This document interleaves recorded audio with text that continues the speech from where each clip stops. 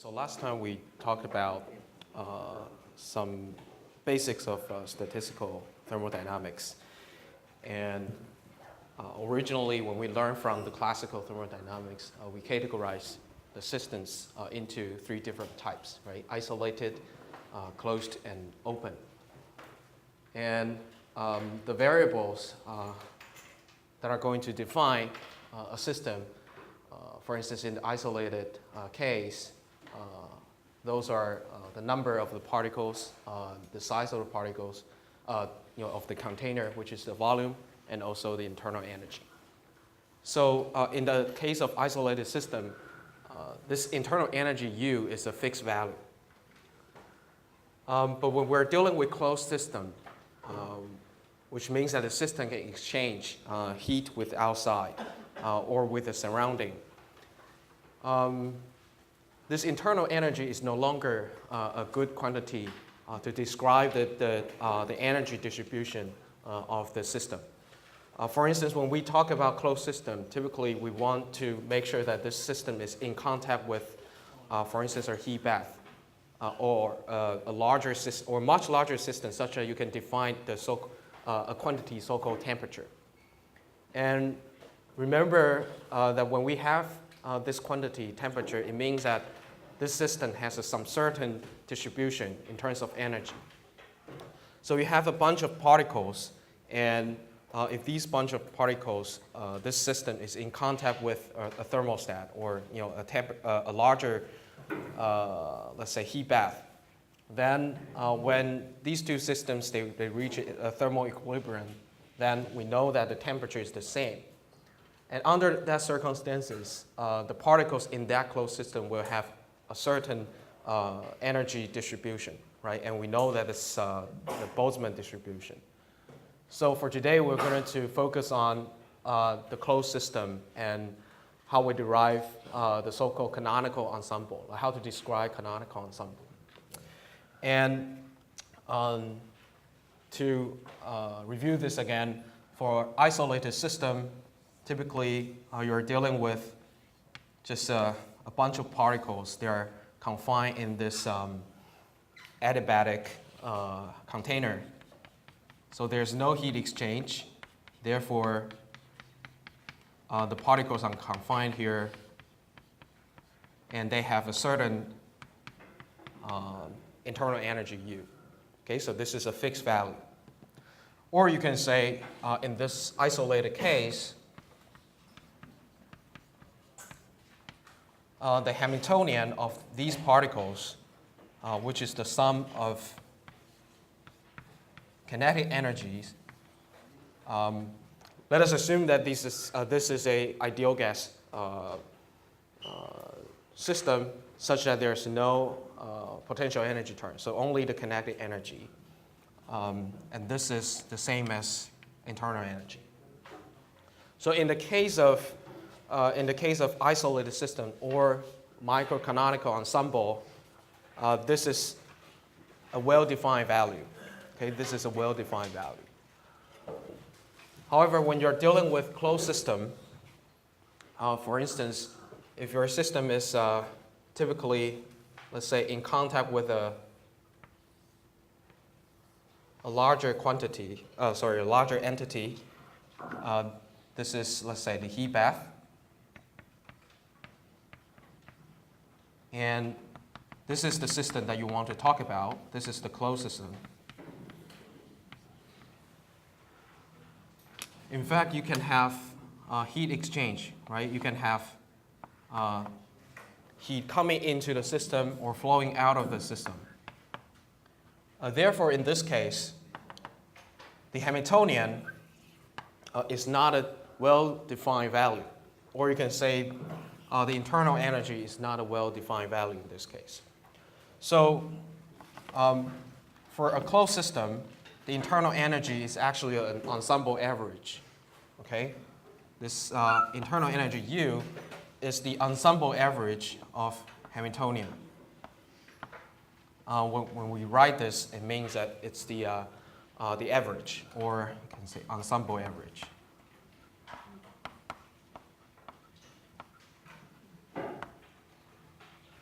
Okay.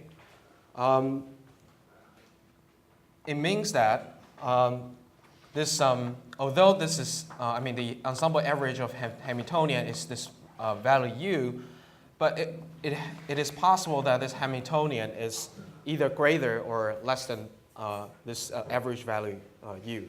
So remember that when we talk about microcanonical ensemble, we have this constraint, right?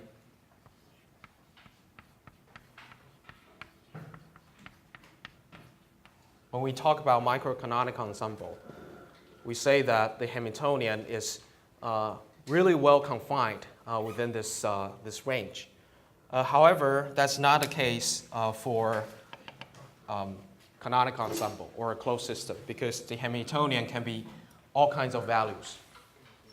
As long as the ensemble average is u, you can have all kinds of different Hamiltonians. So this is not confined. Hamiltonian, or the total energy, is not confined in the case of closed system or canonical ensemble. So therefore, we cannot use this variable u as our value to describe the system. And that's the reason why we need a different variable called temperature. And recall that when we talk about closed system, when it is in thermal contact with heat bath, eventually these two systems, they will reach a thermal equilibrium. Therefore, temperature is a better measure to describe the behavior of the system. We know that when these two systems are in thermal equilibrium, they will have the same temperature, right? And typically, when we describe closed system, we will make this system in contact with something that's much bigger than itself. Therefore, the temperature of the closed system will be the same as the temperature of the heat bath. Okay, imagine this is a very, very large, say, hot plate. So when you put your sample onto this hot plate, the sample will have the same temperature as this bigger system. Okay? Although at the very beginning, maybe the temperature are different, but through the exchange of heat or energy, eventually they will reach the same temperature. And we also know that when this closed system with a bunch of particles in it is in thermal equilibrium with the heat bath, there's a certain distribution of the particles inside, among the energy levels, right? And that's the Boltzmann distribution. So when we have,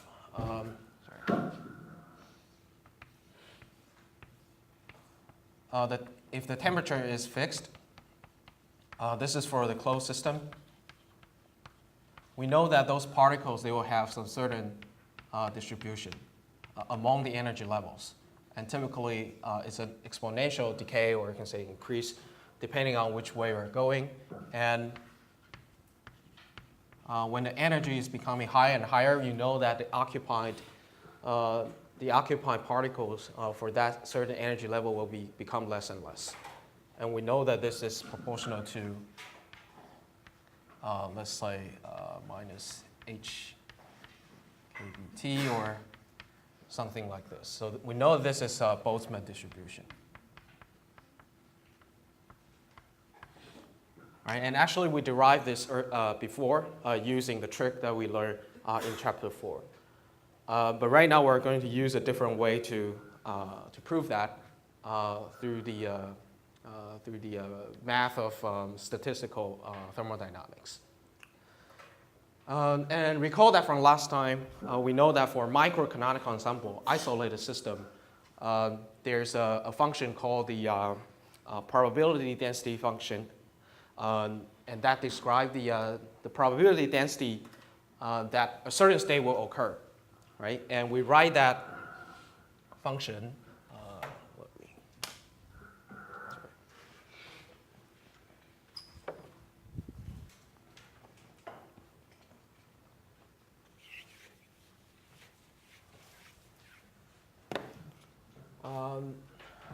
This probability density function in this case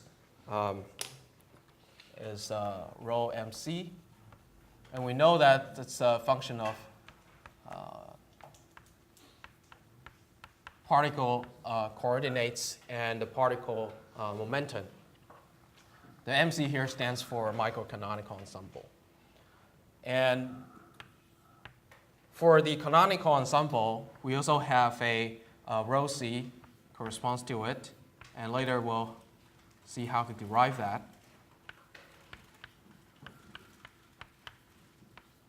And of course, that will be the same for grand canonical ensemble. Okay.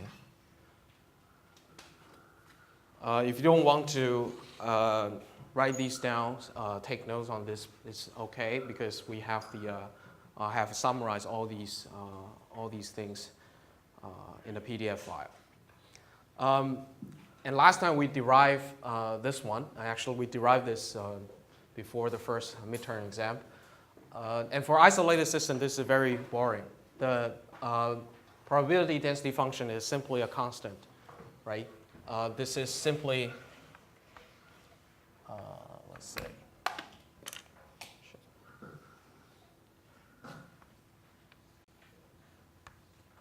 say, omega tilde, 1 over omega tilde. And this omega tilde is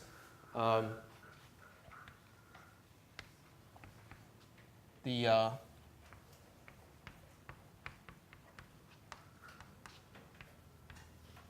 integration over the phase space that we're interested in. Right? Depending on your Hamiltonian, you can define the range of integration. And typically in this case of microcanonical ensemble, let's say the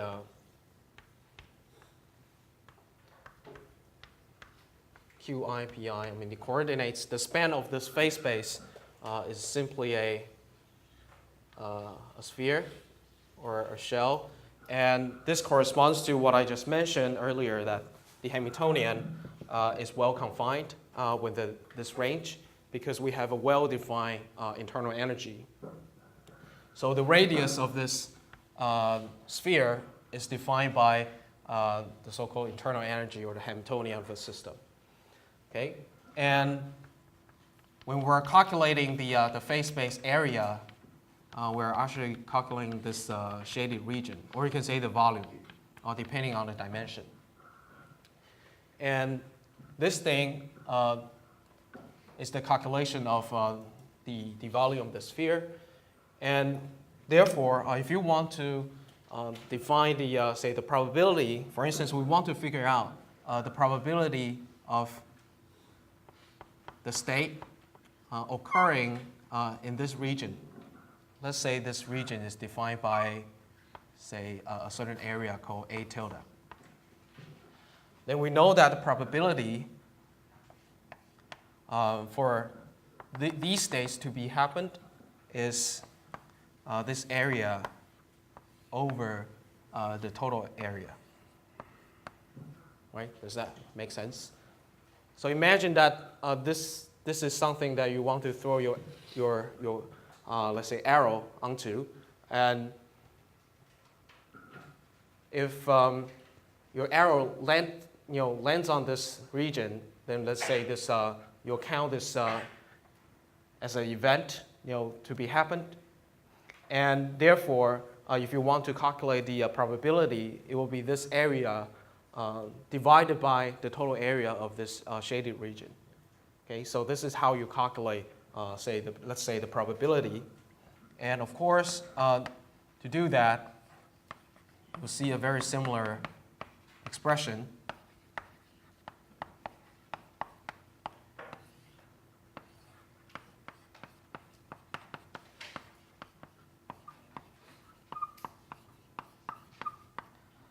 Except for the bottom integration, you integrate over the whole area. But in this case, for the top one, since you only care about this region, so let's say just this small part. Okay, so it really depends on like how, which area that you're looking at and what kind of probability that you want to calculate.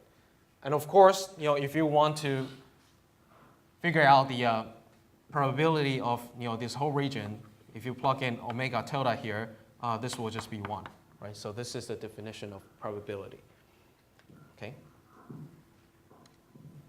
And we know that in order to describe that kind of probability density, we simply just take 1 over this omega tilde,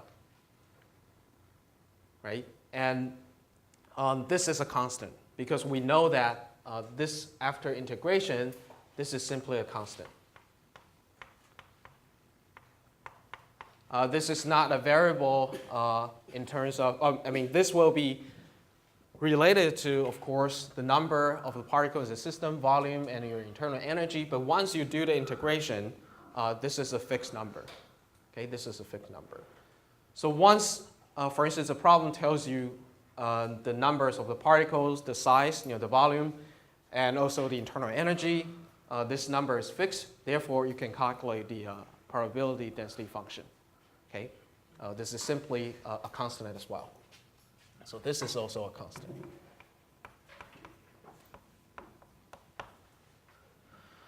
But the problem will be a little bit more complicated when you are dealing with the closed system, which does not have a very well confined, let's say, Hamiltonian. In the case of closed system, you can imagine that, let's say for a closed system,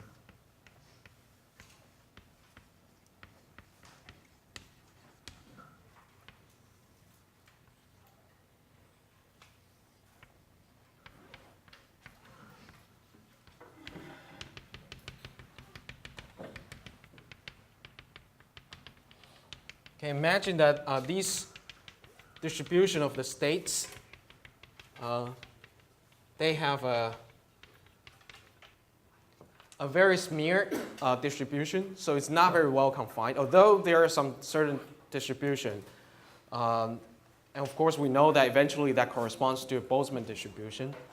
But we know that it's no longer being confined within this very thin shell of, let's say, in this 3n dimension or 6n dimension phase space. So if you look at the phase space and if you look at all those states which describe the system, you'll see that those points are very scattered. The numbers of qi and pi's, the coordinates and momentums, those are scattered around the phase space. So you cannot use the microcanonical ensemble or the microcanonical probability density function to describe this behavior. So that's the reason why we have to introduce the canonical ensemble and the concept of temperature. And also recall that the temperature is, if you want to discuss it using a statistical thermodynamics language, temperature is only well defined when you have a system with large quantities of particles. Okay? For instance, if you have just one particle, then there's no definite definition of the temperature, right? Because when we talk about temperature, actually I just erased that, we have this Boltzmann distribution. But if you just have one particle in your, for instance, in your container, then there's no distribution at all, right? There's no description of what the distribution should like. So the temperature, this temperature, it's only well defined when n is, let's say, large, or typically we'll say it's close to infinity. Only when your particle system is having, let's say, more than 10 to the 23 particles, we can say it could have the definition of temperature. Right? Otherwise, if you're just dealing with an atom, you don't know how to describe its temperature. And more importantly, this large quantities of particles needs to be adjacent to a heat bath, such that it can absorb heat or toss out heat into the heat bath and to perform or to reach the thermal equilibrium. So that's actually our starting point. So when we talk about closed system, we typically will start from this combined system first. Okay, we'll talk about this combined system first, instead of just looking at the closed system alone. Okay, and also recall that for this thing, this is of course the normalization constant. But when we really want to talk about the real multiplicity,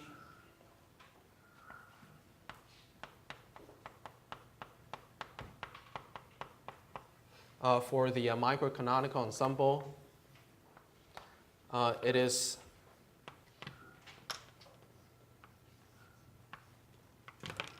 over this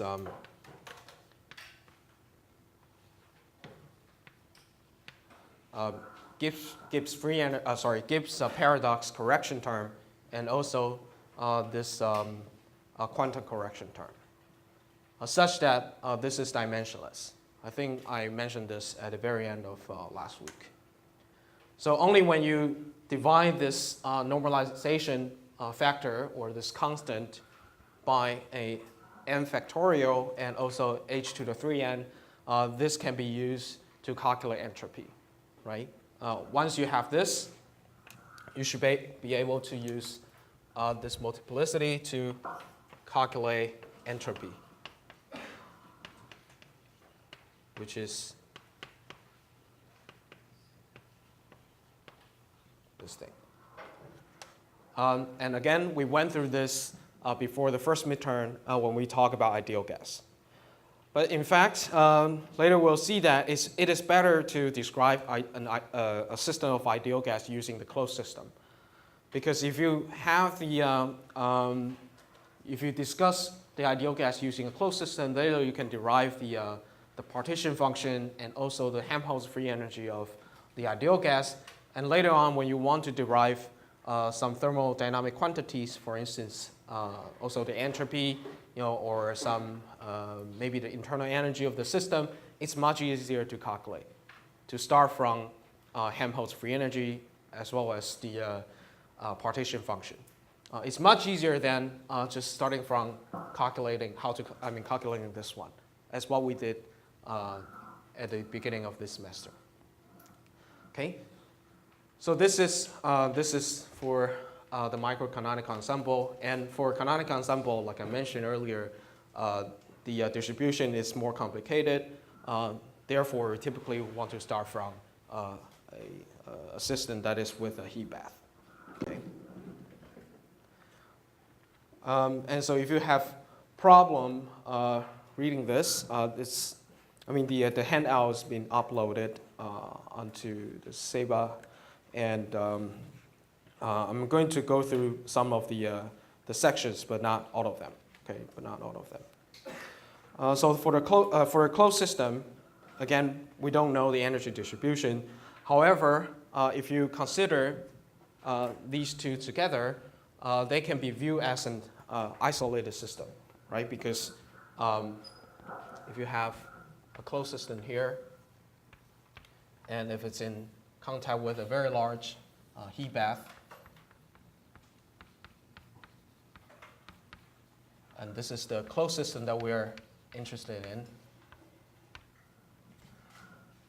And we know that if we have a Hamiltonian here, which describes the Hamiltonian of the heat bath, Hamiltonian of the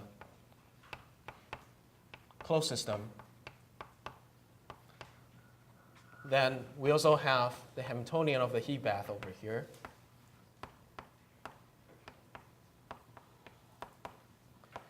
And if we consider these two together, we can say they have a finite, a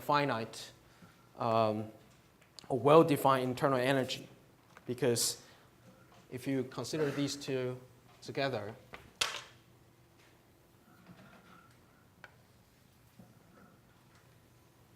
close this up. You can say this is an isolated system.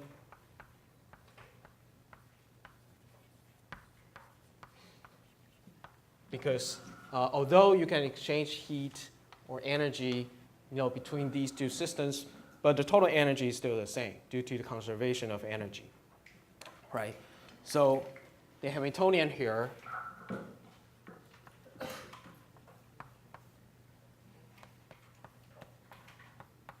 the Hamiltonian of the system that we want to discuss, the closed system, plus the heat bath Hamiltonian will be a constant. Let's say it is called the U total. And of course, this U total corresponds to the internal energy of the isolated system, which goes back to this one, right? This U over here. And we know that for this isolated system, you can use microcanonical ensemble to describe its behavior.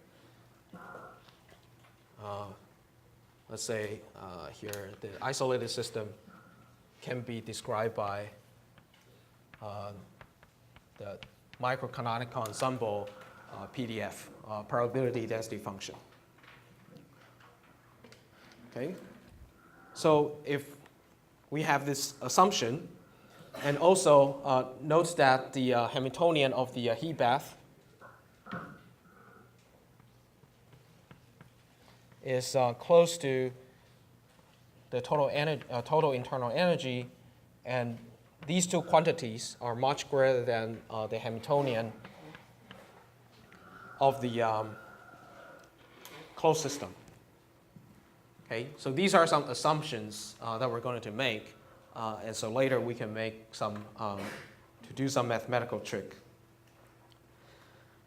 And, okay, here's getting more complicated.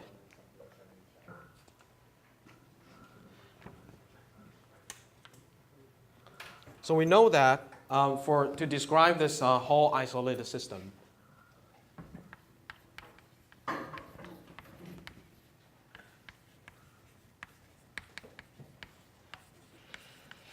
combined system, we can describe this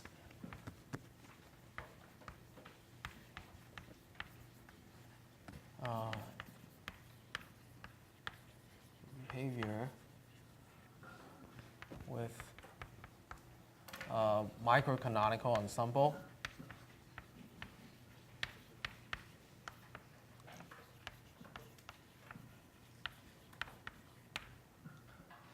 Therefore, we can have this probability, let's say,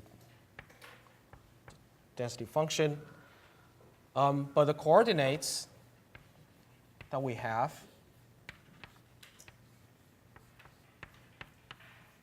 will be, so the phase space that we're going to worry about will be these two series first. So that corresponds to the coordinates of the particles and the momentum of the particles within this closed system. But we also have the coordinates and the momentum, you can say momentum coordinates for the heat bath. So for the heat bath, I'll label this with B. So over here, you also have the coordinates for heat bath and the momentum, the momentum of the particles in the heat bath. We know that if we consider the whole thing and describe it with microcanonical ensemble, this number should be a constant, right? Because that's what we derived earlier for microcanonical ensemble. The PDF should be a constant, and that is related to this normalization factor, which is the integration over whole phase space. And we know that this is constant. This should be a constant if the total energy is within, let's say the total energy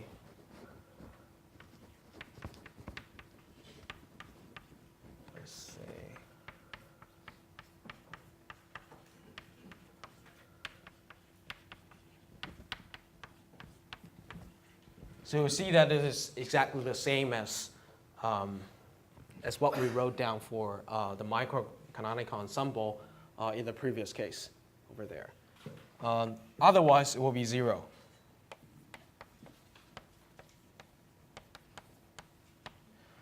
Which means that although the energy distribution, the state distribution of the closed system can be pretty scattered, but if you consider the whole system as an isolated one, including the heat bath, the distribution will be a sphere. Okay? Only when the total energy is within this shell, it is possible to happen. Otherwise, the probability of happening will be 0. And the reason why we can say that is because we know that if you consider the whole thing, it will become an isolated system again. Therefore, you can use microcanonical ensemble to describe it, as long as you take these two coordinates into account as well. Okay. So we know that this is the distribution for microcanonical ensemble. From that, we know that the canonical ensemble, we know that will be related to only these two coordinates, right? The coordinates that are related to the particles within this system. So only these two coordinates. So without the coordinates for heat bath, right, as what we wrote down over here. Therefore, this is simply done by integrating over the heat bath coordinates of this microcanonical ensemble. It's pretty straightforward. Let's say use J over here.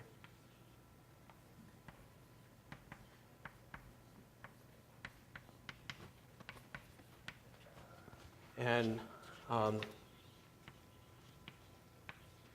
let me write this down more clearly. P I.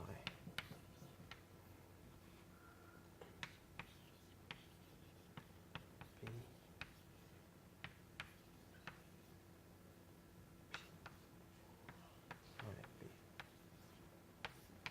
Okay, so you want to integrate this. Maybe let's say this is J. It's different index. So imagine that. Let's simplify that. So in fact, these are, that these are like Q1, Q2 to Qn, right? So you have, for each one you have, and also have X, Y, Z. So each one of this is 3n.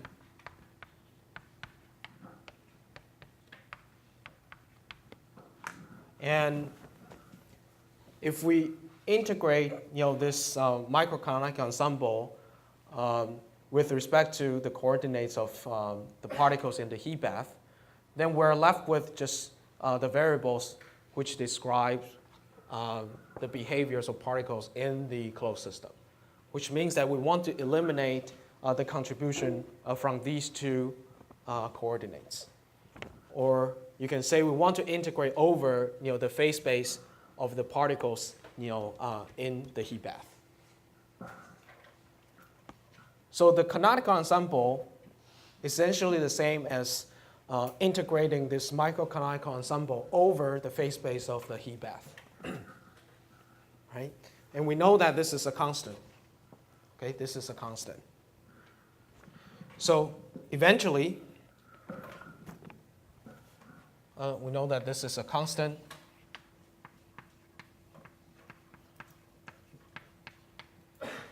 And this is similar to what we saw earlier over here. But this is not a constant anymore because this is integrating over the heat bath, right? So this is not the whole isolated system. This is only the heat bath. So we know that this is not a constant, but we can write this as, let's say, the normalization factor or omega tilde of the heat bath.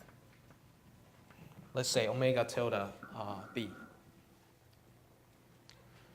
So it turns out that the canonical ensemble, for a canonical ensemble, this distribution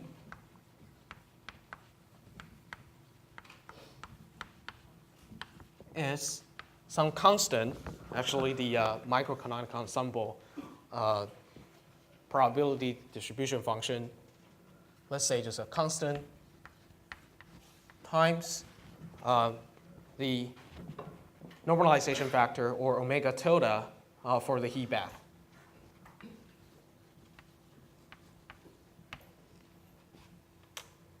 So it turns out that the distribution for the particle in the closed system is related to the multiplicity of the heat bath.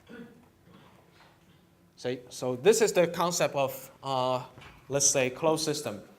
The distribution over here is related to the energy or the combination or the multiplicity of the heat bath, because it's going to exchange energy with the heat bath and then reach a thermal equilibrium. Okay, so this is that equation over there is probably the most important conclusion that we arrive. The rest will be just some math. Okay, just be some math to let us see that the distribution is actually related to the Boltzmann distribution. So from now on, we're going to derive this and see that this will become Boltzmann distribution.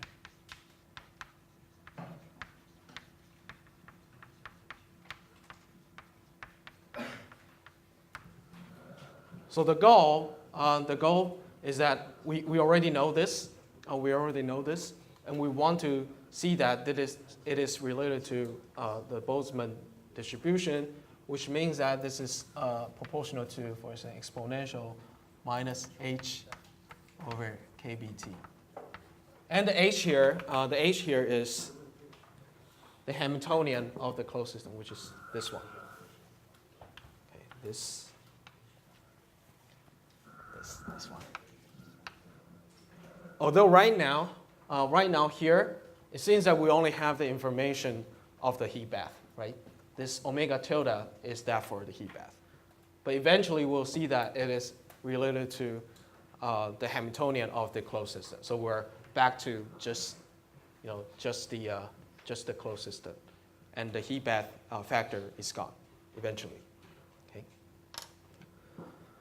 Okay, so let me clean up over here.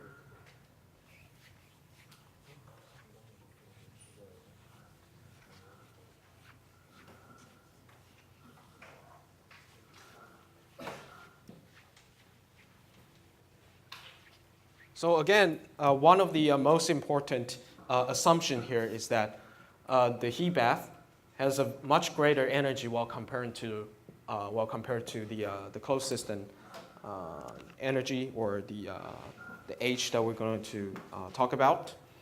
And therefore, we're going to use some tricks. For instance, Taylor expansion.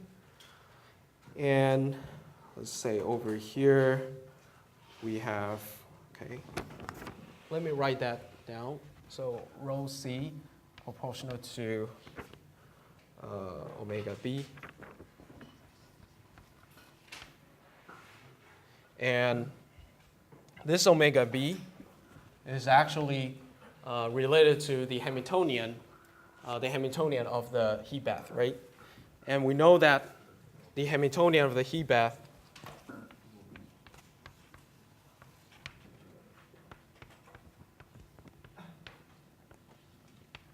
is actually the total energy minus the Hamiltonian of the closed system.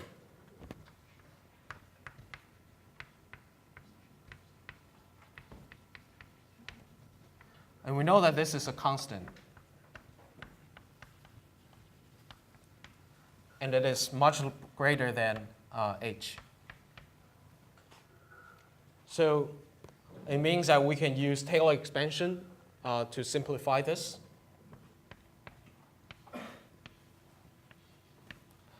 So the result is that this is proportional to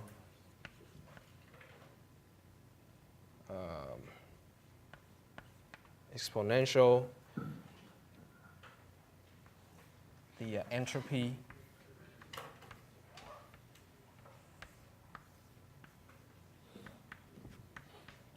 so this is the result, and I'll go through the details of the math later.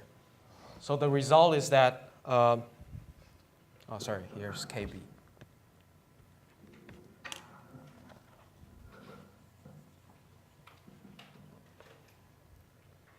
So the result is that it is proportional to the entropy of the heat bath over Boltzmann constant.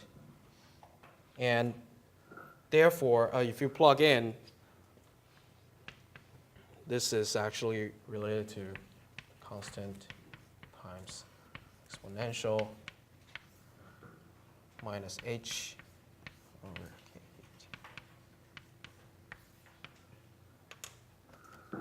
So we'll see how we can reach this conclusion. Okay, how we'll reach this conclusion. So for each step, you need some math. For each step from here to here and from here to here, you need some math.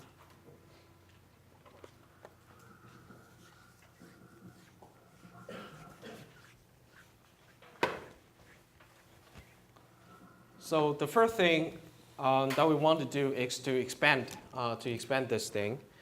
But before that, we can do this trick. We call that so Taylor expansion. Let's see which one is better. There are several things that we have to recall. The first thing is that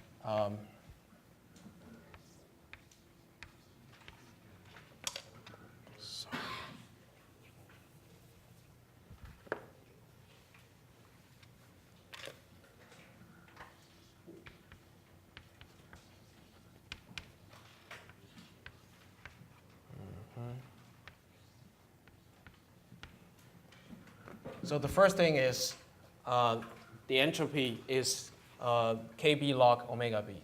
So the b here does not stand for the heat bath. This is just the Boltzmann constant. And the second information that we're going to use is this.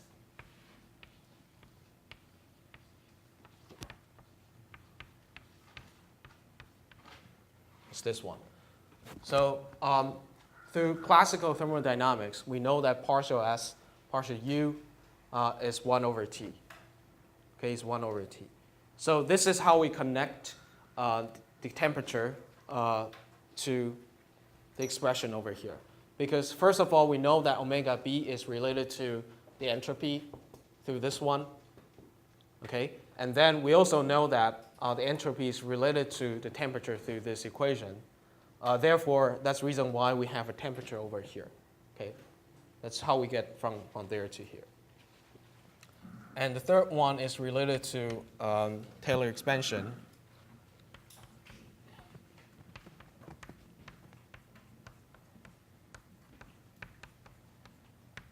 This is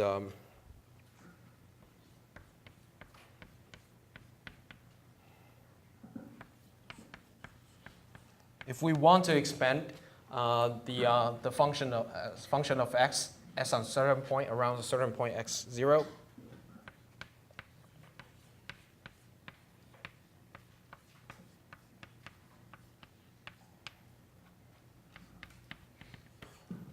we take the first derivative and then times x minus x0, and we have the second derivative terms, and so on and so on.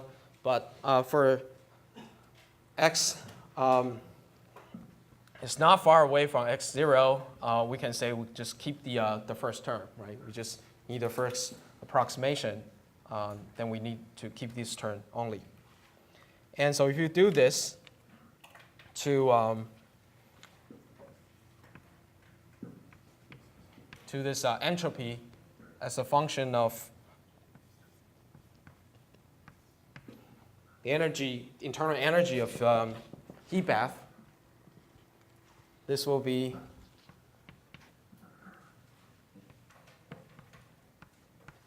total. We want to expand the entropy nearby, let's say near, the entropy is a function of UB nearby the U total, because we know that U total is a constant, and it's a very large number. So it's a fixed number that we can put in over here. Plus,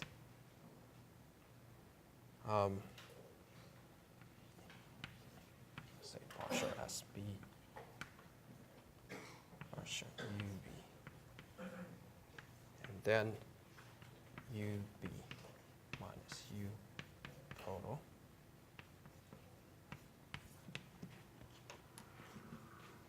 So this is an important information that's been neglected in your handout, if you follow that handout from Stanford.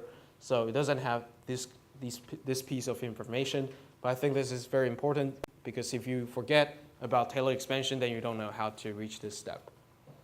Okay, so the bottom line is that if you use Taylor expansion, then you can expand the entropy of the heat bath using the entropy of the U total, and this is a fixed number, right? This is because this is a fixed number, so this is a fixed number, or you can say constant. But then you're left with this term, and this is a function of UB. You know, total is a constant as well. This is a variable, but we also know that this piece of information, this is from classical thermodynamics, that partial S partial U is 1 over T. So therefore, you have a 1 over T over here. And that is the temperature of the heat bath. And that is how we define temperature. Okay? So let me erase this.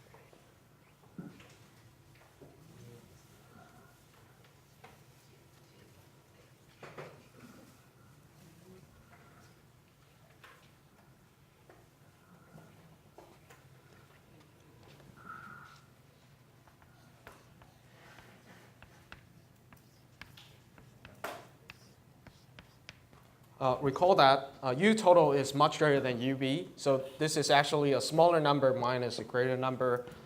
And typically, we will want to reverse this. We want to reverse this. So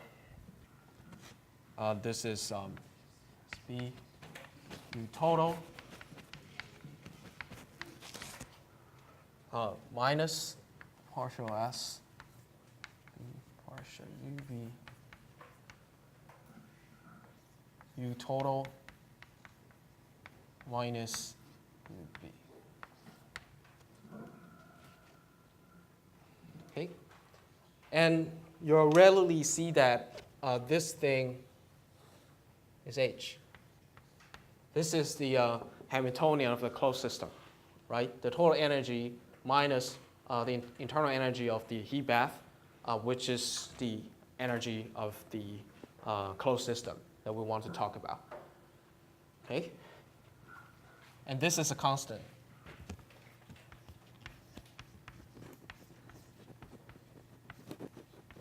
Let's say some constant minus partial SB, partial UB, that would be just temperature. Or you can say temperature of the heat bath. You know, does not really matter. Times Hamiltonian. And this Hamiltonian is the Hamiltonian of the closed system. So if you want to put the coordinates back, it's much more simpler. So if you go back to this one, you will see that how we connect these two and how we get this thing, right? Because first of all, rho C is related to omega B, and omega B let's say, proportionate to omega b. You can say omega b tilde or omega b. That does not really matter that much, right? It's just differs by a constant. And omega b is SB over KB, and you take the exponential.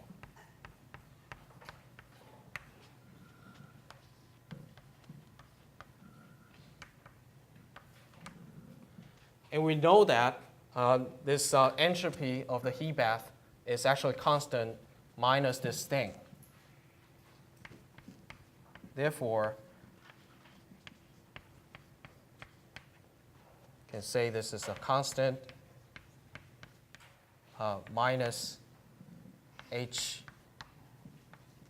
kBT. Since this is a constant, you can pull it out. So eventually, it is proportional to just exponential minus h.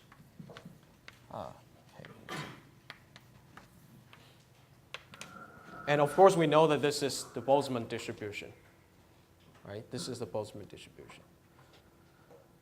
So the logic here is that, first of all, you have the canonical ensemble probability density function, density function as the function of omega b or omega b tilde. And since omega b tilde is proportional to omega b, because we know that it's just a difference by the factorial and also the quantum correction factor. So the proportionality still holds. And then omega b through the Boltzmann equation or Boltzmann formula, that it is related to the entropy of the heat bath. And the entropy of the heat bath can be expanded by this Taylor expansion.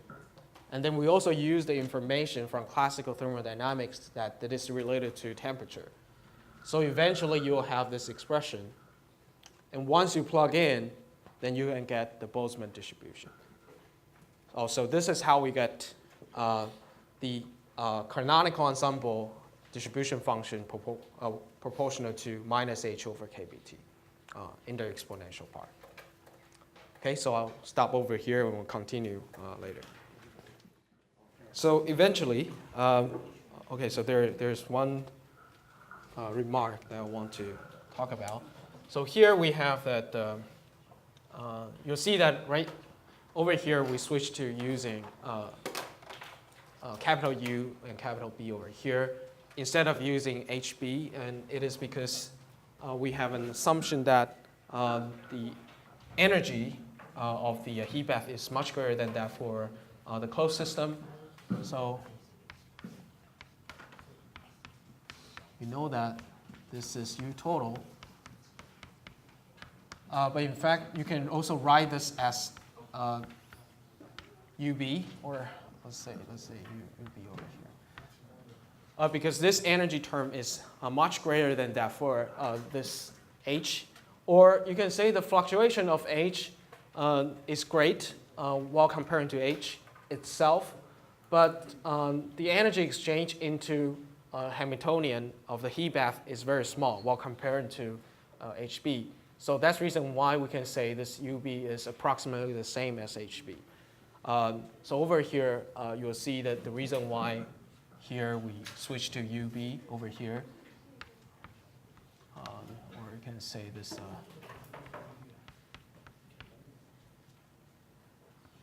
total.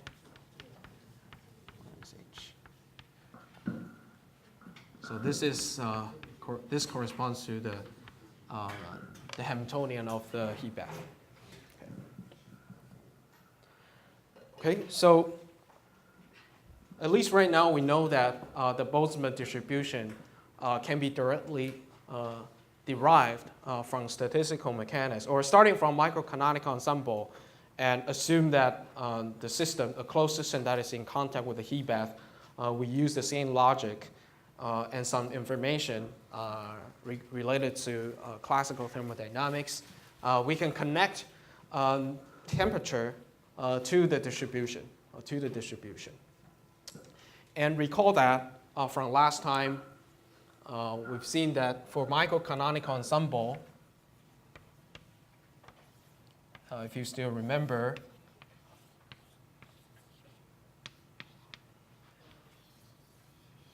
we know that the distribution is basically like a wall with a certain height.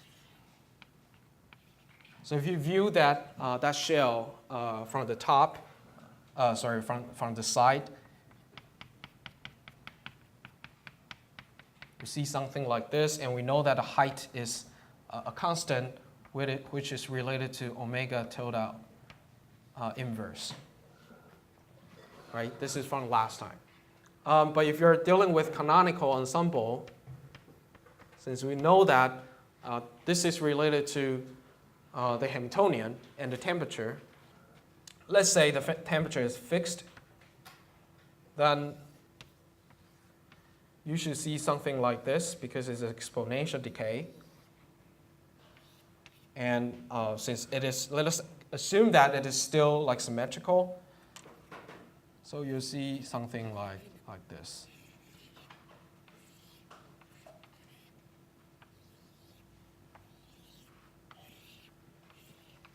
Okay, so the distribution, we know that this is a rho canonical, and Q and P is proportional to e to the minus h over kBt.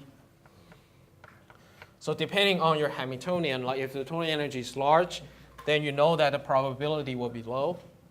But if the energy is low, then you know the probability is high. And it also depends on the temperature. So if you change the temperature, then you'll change the distribution, maybe this way or maybe this way, depending on it's going higher or going lower. Right? So you see that the distribution is very different. Because in the microcanonical ensemble case, you have a very well-defined energy, internal energy, so the distribution is a constant. Only when the state is within this very, very thin region, the probability is a finite value. But that's not the case for canonical ensemble, and that's the reason why we have that scatter plot that we saw earlier. Let me remove this.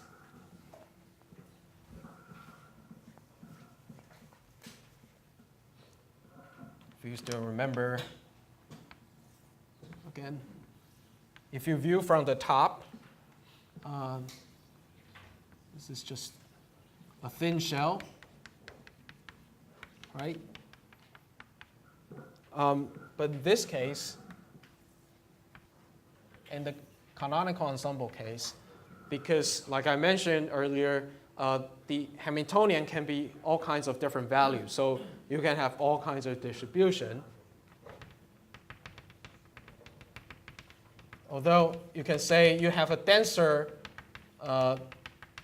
population of the states for lower energy, and if you go outside, it becomes less and less densely packed. So the density will be higher, for a lower energy region, but if you go up to higher energies, the probability of occurring in that state will become smaller and smaller. Okay, so that's the difference between these two ensembles. Okay. And now we'll switch back to the Boltzmann distribution, and also probably the most important thermodynamic quantity or function, which is called the partition function. And recall that we know for canonical ensemble, it is proportional to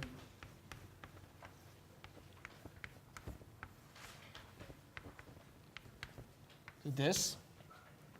But we also want this to be normalized such that we need normalization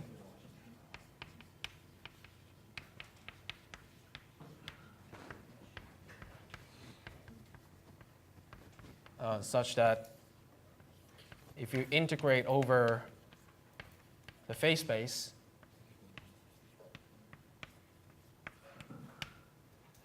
of the closed system, this should be 1.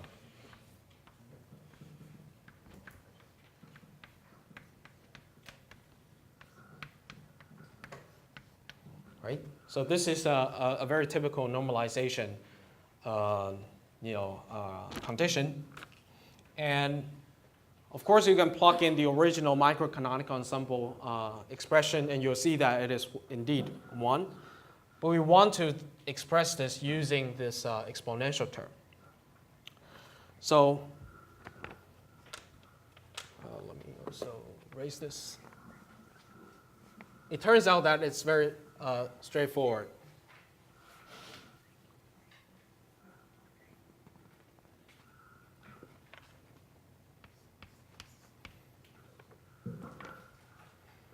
If you plug in, you know that there's some constant that you need to multiply in front of it, right? And so we want to figure out what that constant is. So in this case,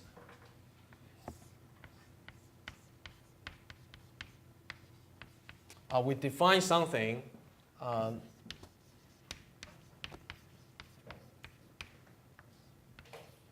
called like a z tilde. And of course, we plug in the exponential thing over here.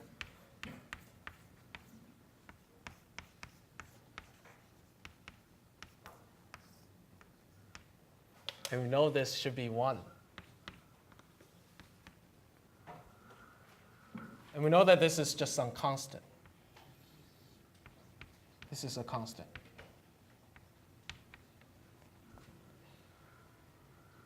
So it turns out that this z tilde is simply by moving this to the other side, to the right-hand side, and then if you want to change the side, this is simply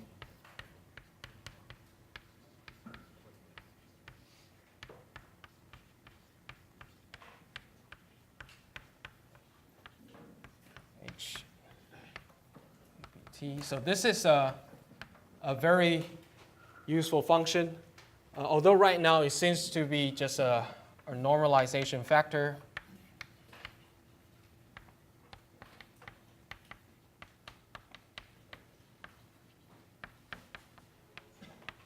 For the canonical ensemble.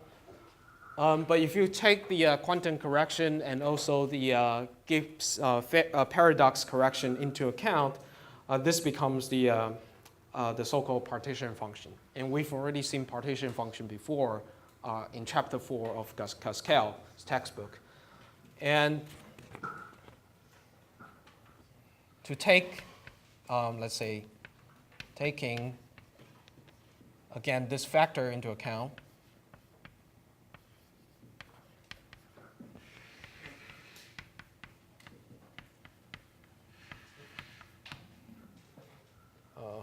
right over here.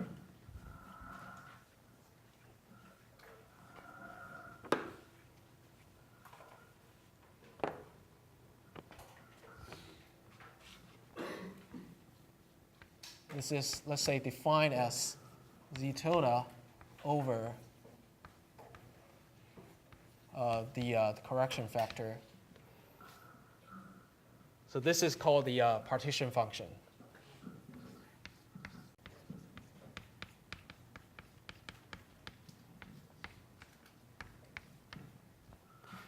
And partition function is a very useful function, as we'll see later, that you can use that to derive, for instance, Helmholtz free energy and some other. Once you have Helmholtz free energy, you can use that to derive other things. Okay, but let us see that. I mean, this is the same as what we saw earlier for the omega tilde. The reason why we put a tilde here, again, is because this is not dimensionless, right? Because if you integrate exponential minus h over kBt through the phase space, then you have the dimension of Q3n and P3n. And in order to eliminate that, we divide this whole thing with h to the 3n. This is Planck constant. Recall that for Planck constant, it has the unit of coordinate times the momentum. So h3n, the dimension for that will be eliminated with the dimension for the integration factor over here. And of course, this term is unitless. So it turns out that this partition function is also, let's say, dimensionless factor. So this is a dimensionless factor. Which is similar to what we saw earlier for the isolated system. You have this multiplicity, right? And for multiplicity, it is dimensionless, but you also have this omega tilde, which is not dimensionless. And in the case of a canonical ensemble, you have z tilde, and you also have z. And the difference between them is just the quantum correction factor and also the n factorial for Gibbs paradox. Okay, so once we have this partition function, we can write down, for instance, a probability again. For instance, if we want to calculate probability for a certain state, typically we want to calculate that for a certain region instead of a certain state. But if you want to express that, it will be something like this, right?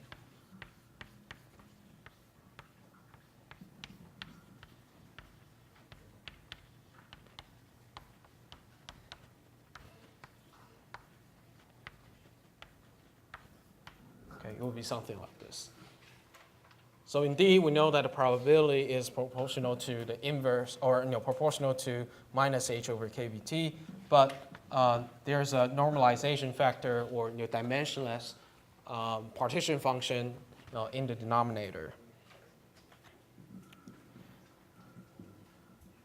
And in a more in chapter 4, actually we've already seen an expression of this is from chapter 4. We have the partition function expressed as minus epsilon I over kBt. You'll see that this is for the discrete. I'm not sure if I spelled this correctly, but I mean it's for the discrete case. You have to use a summation over different energy levels. However, if you have a continuous system, then you use the integration, over a range of energies. Okay, so if you want to compare, you can just let's say remove this, and then we put a correction factor here. Right?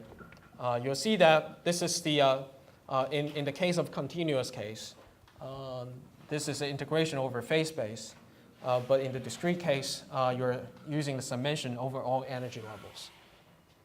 And the expression actually is very similar to each other, because here we have energy, and here we have the function for energy, which is Hamiltonian. Okay, so this is the partition function that we'll use later. Although at least right now, you don't see any magical things coming out from this partition function. But if you still remember from the first midterm, maybe the first midterm or the second midterm, we have this problem which is related to the Helmholtz free energy, which asks you to use the Gibbs-Helmholtz equation to derive, and this is what we're going to see right now. So recall that.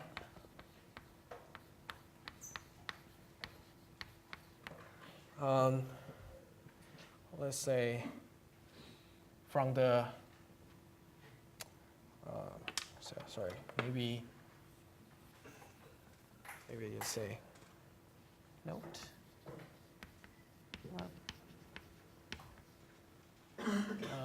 In canonical ensemble,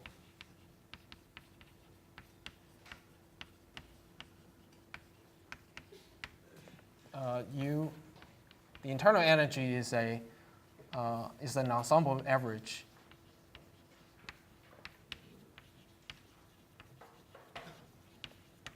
Okay, so because we're talking about collection of systems, and therefore we know that Hamiltonian can be all kinds of different values.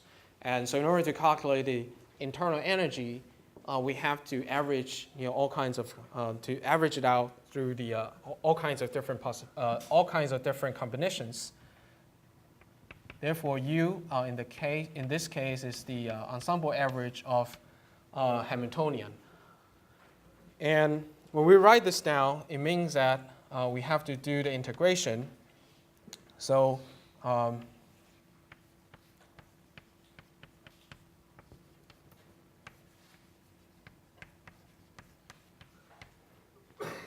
we average it out, and the function that we want to discuss is, of course, the total energy, Hamiltonian over here, and then we write down, for instance, Z tilde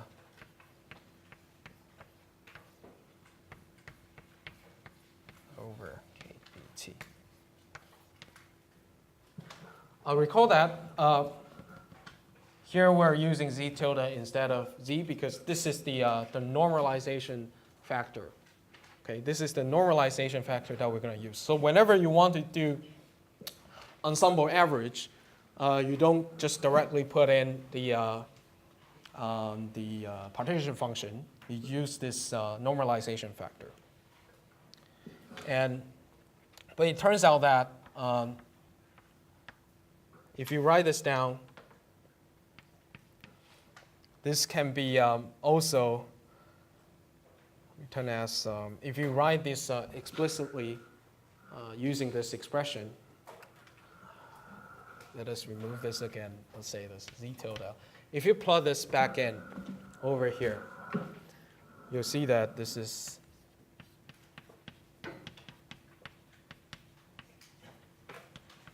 PIH, and then you have the exponential term.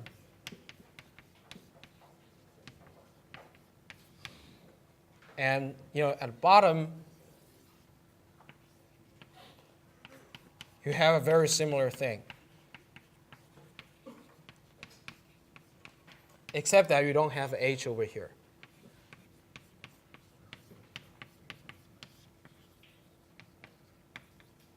Okay, so this is very similar to the discrete case. Like if you still remember in chapter 4, when we want to calculate the average energy, we use this expression that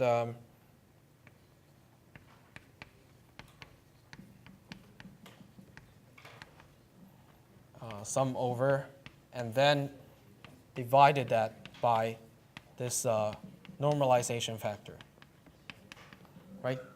If you still remember from chapter 4, that's how we calculated the average energy. So essentially, these two are the same, except that over there, here we're dealing with a continuous distribution of, for instance, energy or states, but here you're dealing with a discrete system.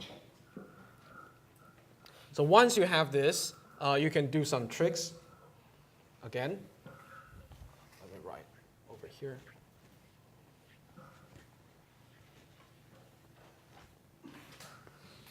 Because the partition function is, again, just the normalization factor divided by some constant. So typically, we also want to write this as, partition function instead of this normalization factor. So in the case of calculating this, you'll readily see that this U, it is minus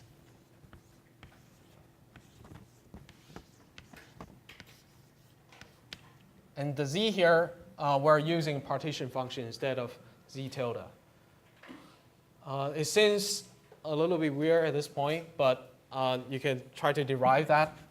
Let's see. Or maybe we just double check if this is okay. I think this is very similar to one of the, the midterm exam that you have. The beta here is 1 over kBt. This is just a very typical expression for physicists. They use beta instead of 1 over kBt. And the reason why this can be done is because if you look at this,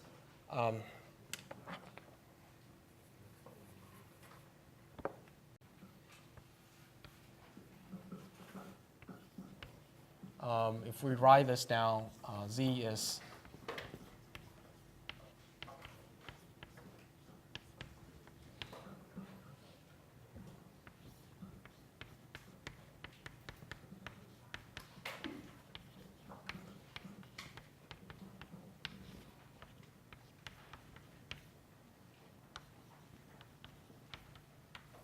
something like this, right? And since beta is 1 over kBt, you just eliminate that and then use beta over here. So it is exponential minus beta h. And we know that if you take the derivative against this log term, you have to have that in the denominator first. So you'll have, let's say, 1 over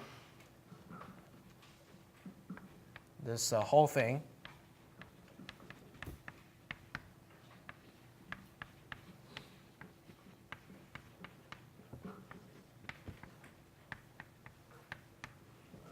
So you have this thing first. And then you take this derivative, the inner thing, against beta. And if you look at that, if you take that with respect to beta, it will just give you a minus h.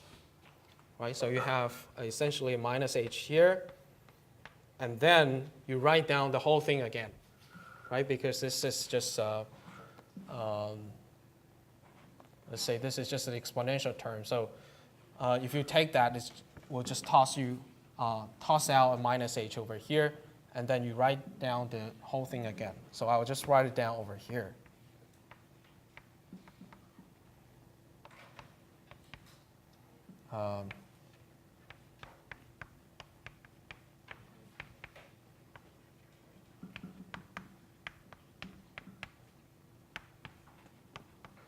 So this is the same as what we wrote over here, because these two minus sign will cancel out. So you see that this is essentially the same. Okay, so it means that this thing can be written as this form, although over here we are using a partition function instead of z tilde, because these two terms will also be eliminated. So you eventually go back to the form that we derived earlier. So you can check this by yourself, but the bottom line is that that expression can be simplified into this, which is a very typical simplification for statistical mechanics or statistical thermodynamics. So this is a very useful form for many different calculations. Although right now, I think for the rest of this year, I mean for next year, when you learn the second semester of thermodynamics, this may not be very useful because you're in the Department of Material Science, so you're probably never going to use this. But if you step into different fields, I believe this is very useful.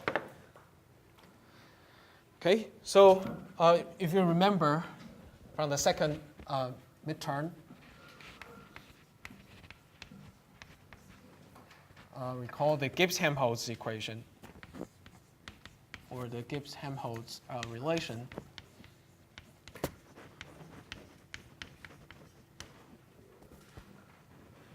Which means that U is minus T squared A over T. The A over here is the Helmholtz free energy, right? Partial T. Fixed volume.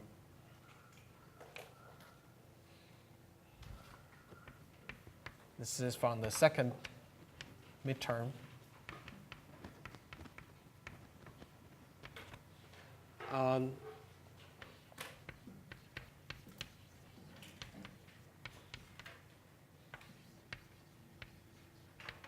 Then you have this A is actually minus KBT log Z. And the reason why you can have this is because we already have this expression over here. The U is partial log Z, partial beta. So if you write that down, if you see through the connection between these two, you'll readily see that the Helmholtz free energy is related to the partition function like this. So therefore, you have two relations, right? Once you know the partition functions, you can estimate the internal energy of the system. You can also estimate the Helmholtz free energy of the system. And since you know Helmholtz free energy is U minus Ts, right? Which means that you can also calculate S by using, let's say, U minus A over T. Right, so you can also estimate the entropy once you know the internal energy and the Helmholtz free energy. And these two can be, of course, derived from the partition function. So the partition function is almost everything that you need to know to describe the system. So once you know the partition function, you can calculate a lot of different thermodynamic quantities. Okay. There's also a different approach to calculate, to derive this. This is not what you typically will see, but I think it's good to mention it a little bit.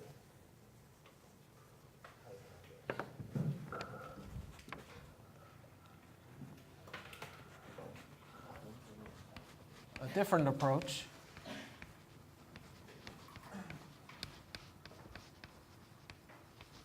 to get the connection between Helmholtz free energy and partition function is to start from,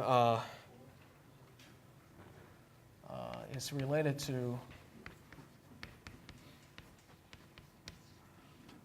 information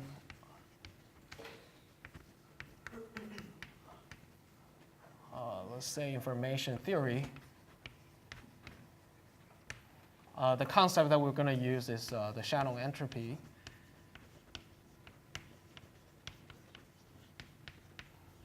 It's the entropy to estimate the let's say degrees of freedom or the randomness of a piece of information. And the Shannon entropy is something like this, minus KB, let's say. So you see that it's very similar to the case of what we saw in the mixture of solutions or mixture of gases, ideal gases, right? And except that over here, this means that probability that one event will happen. So this is the probability.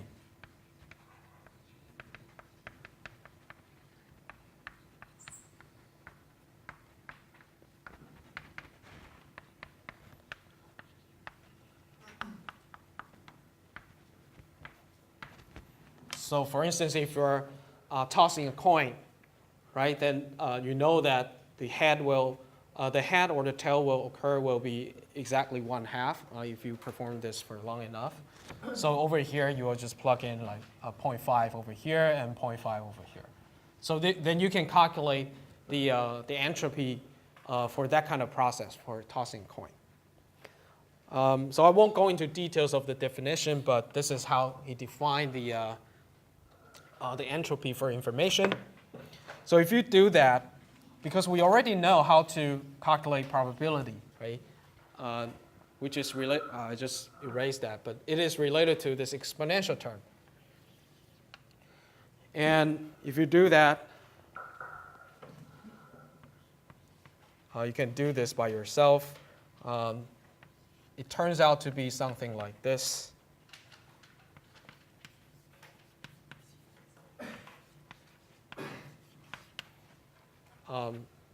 So feel free to use those expressions and then plug it back in over here.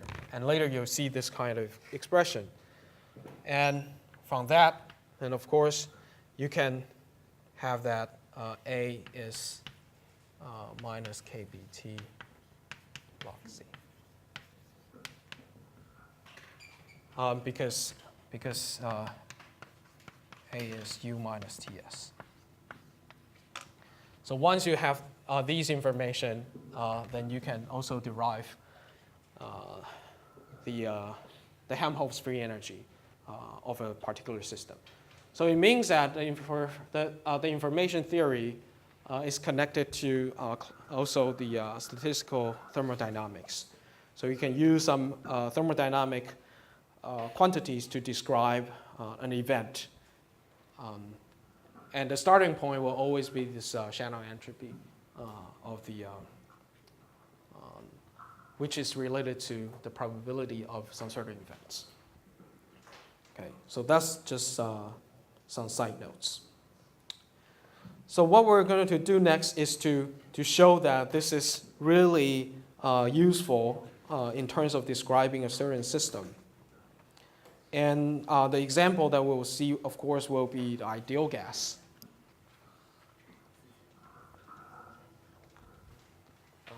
Let's wipe it out over here.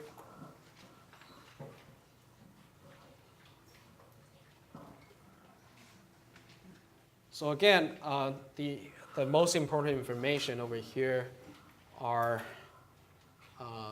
let's say,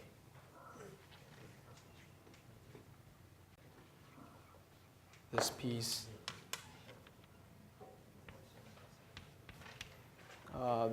U is what? The partial log. Sorry.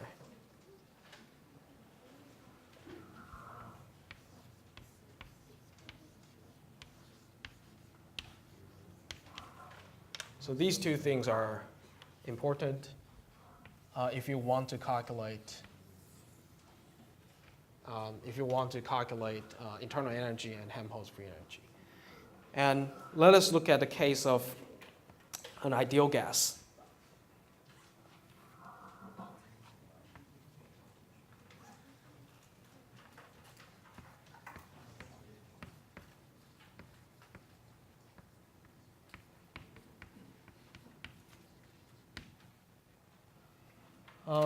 So right now we're dealing with this system by assuming that it's a closed system, not as what we did before.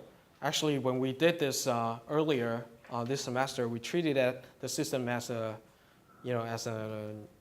isolated system. But this time we're going to use temperature to describe it. So the partition function using canonical ensemble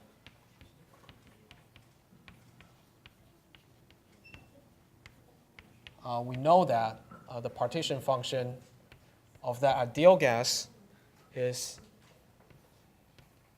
of course, the correction factors here, and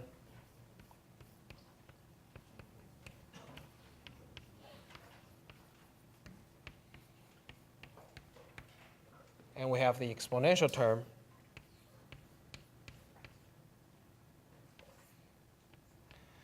The Hamiltonian, well, the Hamiltonian of the system is, again, related to the coordinates or something like this. But we know that for ideal gas,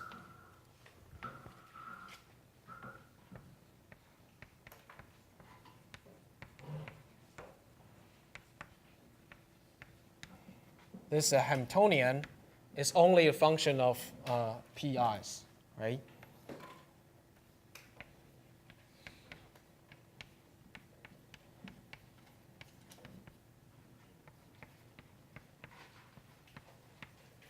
Let's say the summation over I plus some potential energy that is related to QIs. But for ideal gas, this term is 0, right? Because there's no interaction among particles, so there's no potential energy. Therefore, the ideal gas Hamiltonian, those particles are only related to the kinetic energy.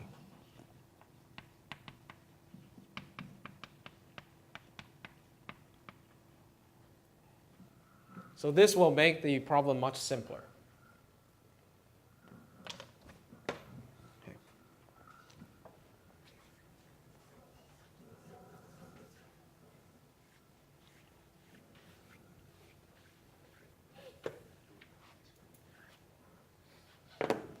Therefore, let's say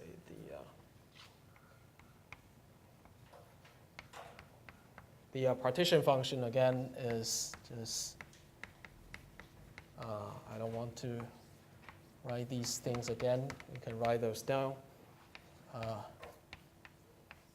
Will be, let's say, similar to pi squared. So there's a minus sign over here. Pi squared stands for thing over here, and you have 2m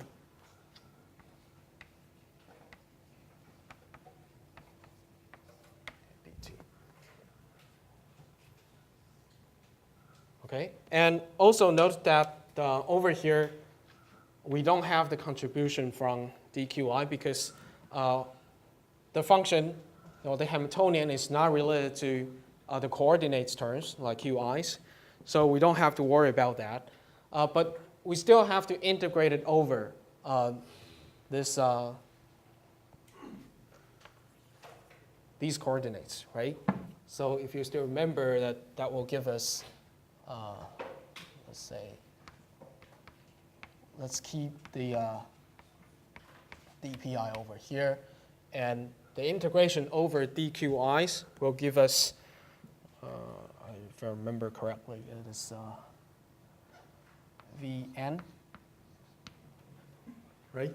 Because we have m particles, and each particle has x, y, and z, and that will give us their phase space, which is correlated to the real space, V, and we have m particles, so that the span of that phase space will be V to the n.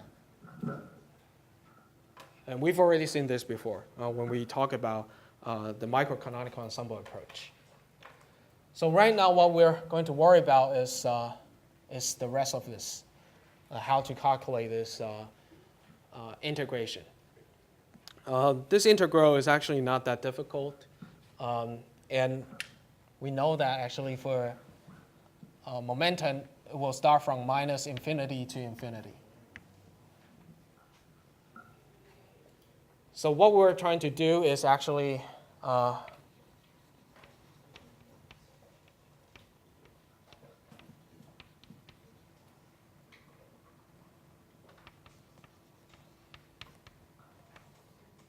is how to calculate, let's say, this thing, minus ax squared dx, something like this, right? So I'll just tell you that this is square root of pi over a. We can talk about derivations later, like if you want to know, but this is the result. So it means that for each particle and for each coordinate, so for instance, the px, for the first particle, you will end up with 1, pi over a, or in this case, the a over here is 1 over 2 m kBt. So in the case over here, you'll see that it is 2m kBt times pi. Or typically, we want to write this as 2 pi m kBt.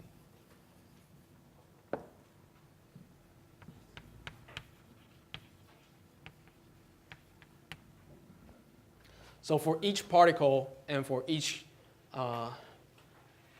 momentum, say px, you will have 2 pi m kBt squared. And therefore, for each particle,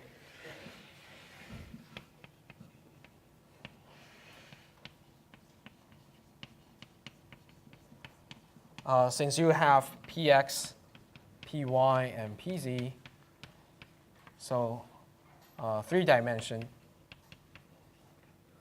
you'll have 2 pi m kBt 3 over 2, right? Because originally it's squared, but now you have 3 of them. So for each particle, you have something like this. But now you have m particle. So it turns out to be 2 pi m kBt 3n over 2.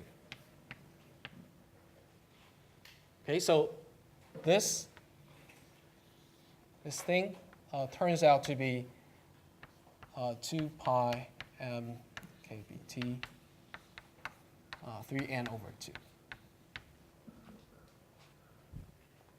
Yeah, that's right. So eventually, the partition function for the ideal gas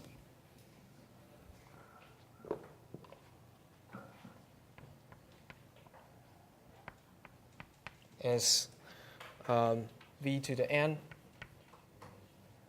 h3n, and n factorial.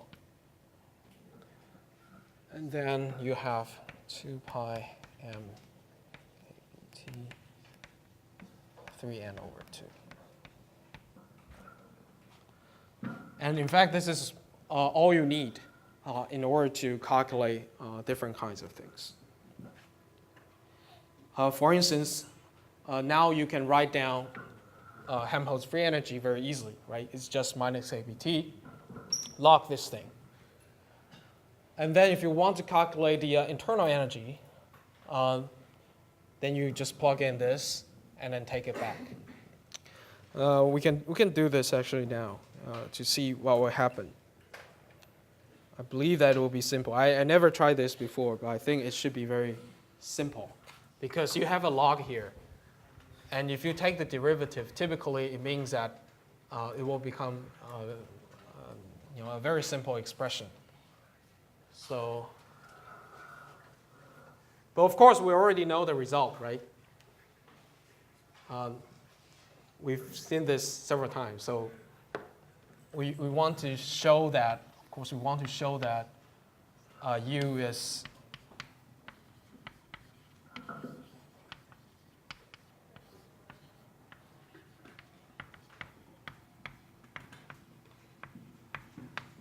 so once you know the partition function, if you plug this back in, you should get that, right? Which means that a lot of terms will be eliminated. A lot of terms will be eliminated. So let's try this.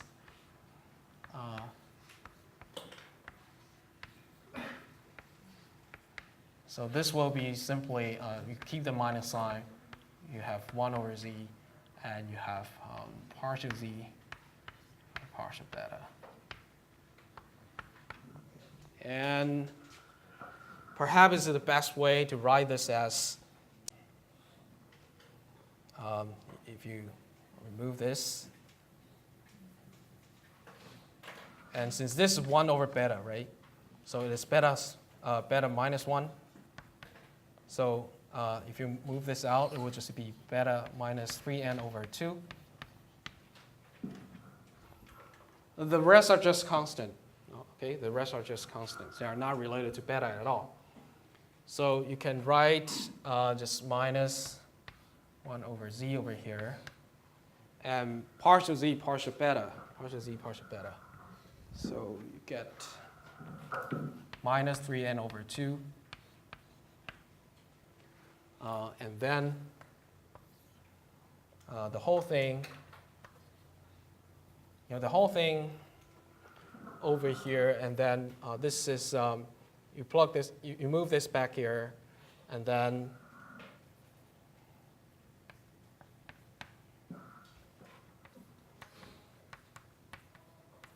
this is something at minus 1, right? This is this whole thing, sorry, this factor, and then you have an extra minus 1 here because you take the derivative, which means that you have 1 over beta here, and then times z. So 1 over beta, of course, is kBt. And of course, you eliminate these and the minus sign. So it turns out to be 3n kBt over 2. So this is maybe the fastest way to calculate internal energy for the ideal gas is through statistical mechanics. That if you know the partition function and you know these definitions, you just calculate that. And of course, you can do the same thing for entropy. But in order to do that for entropy, you have to know the Helmholtz free energy first. So for entropy is more complicated. You need to derive this first, and then use partial A, partial T to calculate entropy. We'll see that later. But this should be pretty straightforward, and you should probably know how to derive that. So, yeah, I think we're almost done. And over here we have the expression for internal energy, right? And of course, if you want to calculate entropy, it's a little bit more complicated. You have to start from the Helmholtz free energy. You have the expression for this partition function first, and then you plug this in, and then typically we will calculate entropy through. If you want to calculate entropy, we'll use partial A, partial T. Let's say we have a minus sign with a fixed n and v. If you do this, so you have this expression first, and you use this to calculate entropy, you'll see that it will be exactly the same as what you've done for the first midterm, or the first midterm, right? The last problem is related to the expression for the entropy of ideal gas after you're fixing the Gibbs paradox. We already know that here we already take the Gibbs paradox and quantum correction into account. So eventually you will arrive at the correct expression. So just for your reference, like if you want to check, you can go through that. You'll get exactly the same results. Okay, so to summarize what we've done, if you go on SABA, you'll see this quick guide to statistical thermodynamics, which is the summary of what I'm going to write down. But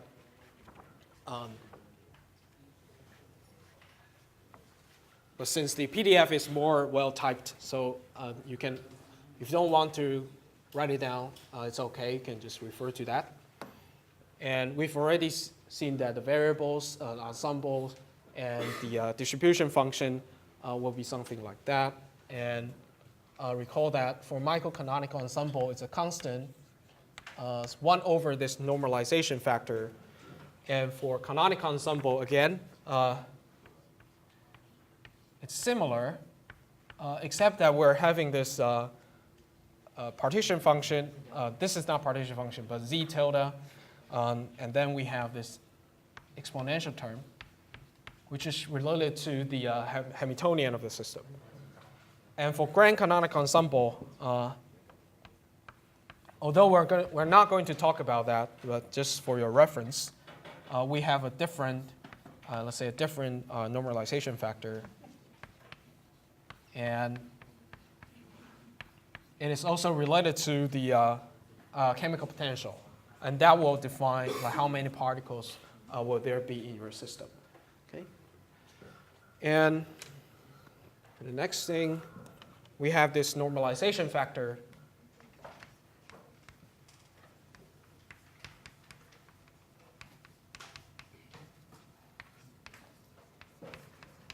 And in this case, in the microcanonical ensemble case, this is omega tilde.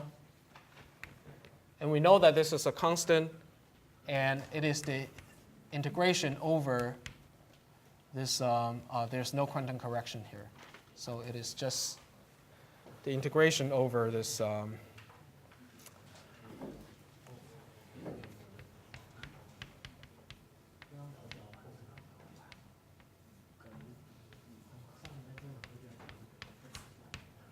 integration over the phase space, and this is a constant. Okay, so this is a constant. And for the case of canonical ensemble, Z tilde, of course, it is the Qi dpi, but you also have that E minus beta H over here. So that's related to the Boltzmann distribution. And for the grand canonical ensemble, this Z is sum over all different kinds of particle numbers.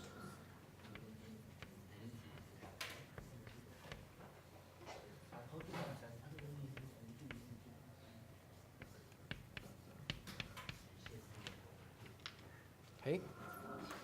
So what is interesting over here is that if you make the quantum correction factor, right? If you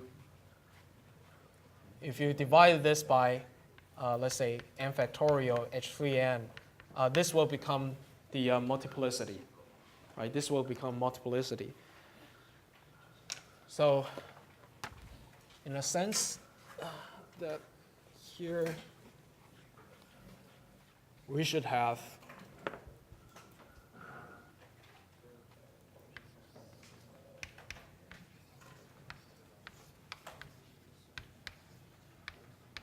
this is the multiplicity. And over here, of course, we have the same thing. Like the partition function is Z tilde over n factorial h3n. And that will be the same for grand canonical, like this. Sorry.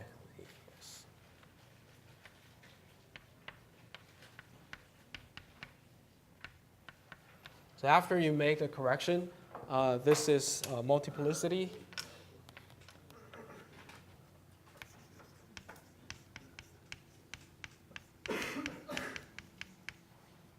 This is partition function.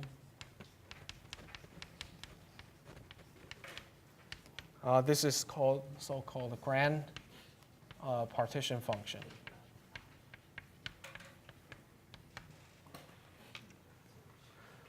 And if you observe the form, actually you can see that the evolution from here to here is just Laplace transform. So I believe that you've already learned Laplace transform, right? Laplace transformation, which is not very useful in real life. But you'll see that mathematically, this is a Laplace transform.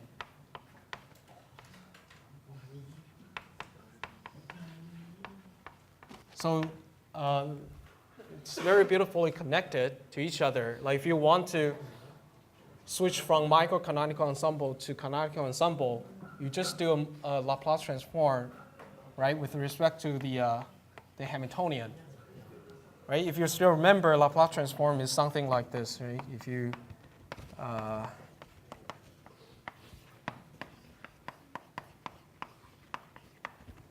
if you have function of t, if you want to do a Laplace transformation, you integrate that over certain range, from 0 to infinity, and transform that into a function of s, right? So here you can see that you also have an exponential minus beta something. So it's actually a Laplace transformation, and that will be the same over here. It's not very useful, but it's just some side note that people typically will mention when they talk about the connection between different systems. And then, of course, once you have the these multiplicity or partition function, or in the grand canonical ensemble case, you have a grand partition function, then you can try to calculate the so-called potential or thermodynamic potentials. In the case of isolated system, that potential is actually entropy, right? That's what we did for the beginning. At the beginning of this semester, we tried to calculate omega, actually omega tilde first, and then omega after the correction, and then we can calculate this s is b log omega. And note that this s is a function of n, v, and u. And here, this omega is also a function of n, v, and u. Right? Because this is the definition of an isolated system or microcanonical ensemble. The variables are the number of the particles and the volume of it, and also the internal energy. If you're dealing with canonical ensemble instead, then you're dealing with Helmholtz free energy.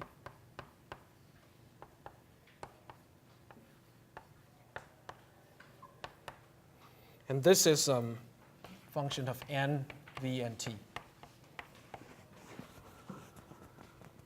And again, note that these potentials are not ensemble average. So unlike, for instance, internal energy, so in the case of canonical ensemble or closed system, when you want to calculate internal energy, you have to use the ensemble average of Hamiltonian. But Helmholtz free energy is a very well-defined potential because it's directly related to this partition function. So you can see that there's a parallel relation between these two. And that's the same for the grand canonical ensemble. It's big phi. It's also minus kBt log,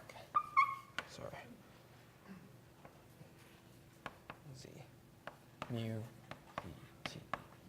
dt. In the grand canonical ensemble case, the potential that we care about is chemical potential, because chemical potential can tune like how many particles are there in the system. So in this case, the number will become also an ensemble average. Right? In this case, number is still a fixed value, right? Although it's a variable, but it's a very well-defined value. But in the case of grand canonical ensemble, because the number of the particles can be changed, and that will be tuned by the chemical potential. So in that case, chemical potential is a well-defined value, but a number is not, the number of the particles. Therefore, the ensemble average that you can calculate will be different in these three cases. For the case of isolated system or for microcanonical ensemble, there's no ensemble average to be discussed because for all the systems, they are all the same. Okay?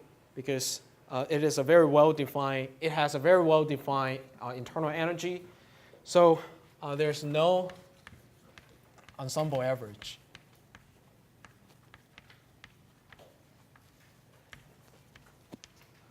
However, for the case of canonical ensemble, we've already seen that the internal energy can be calculated by the ensemble average of Hamiltonian, right? And it can be further calculated by partial log z partial beta.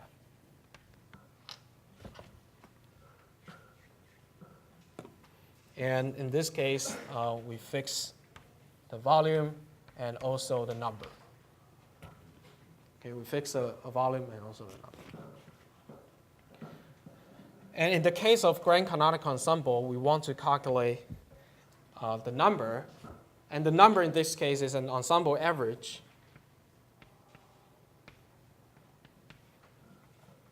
And it is calculated by this.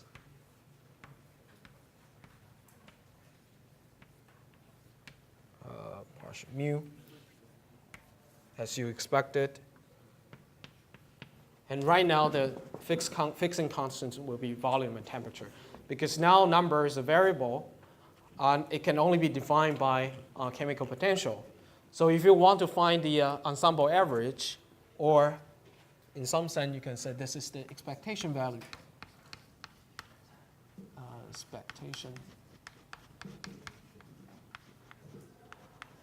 For some certain physical quantities, at least in this case, the number will be a statistical distribution. So if you want to find the average, you have to use this expression to calculate. So of course, I didn't go through the grand canonical ensemble, but if you're going to study more physics or chemistry, I think in the future you're going to encounter these expressions as well. But at least at this point, you probably won't encounter this anymore if you're going to stay, just take the courses in this department. Okay, so of course this is, again, let me write this down. This is entropy. This is entropy. And this is Helmholtz free energy.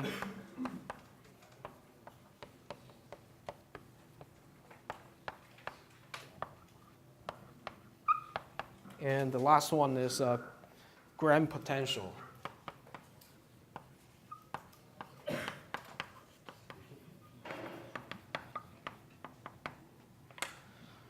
And for the classical, from the point of view of a classical thermodynamics, there are actually some relations between these quantities, these potentials, that you can convert them to each other using the Legendre transformations. So I have a note at the bottom of this PDF that shows you how to do the transformation. But the most common one between these two will be A is U minus Ts, which is actually the definition of Helmholtz free energy from the classical thermodynamics. And phi is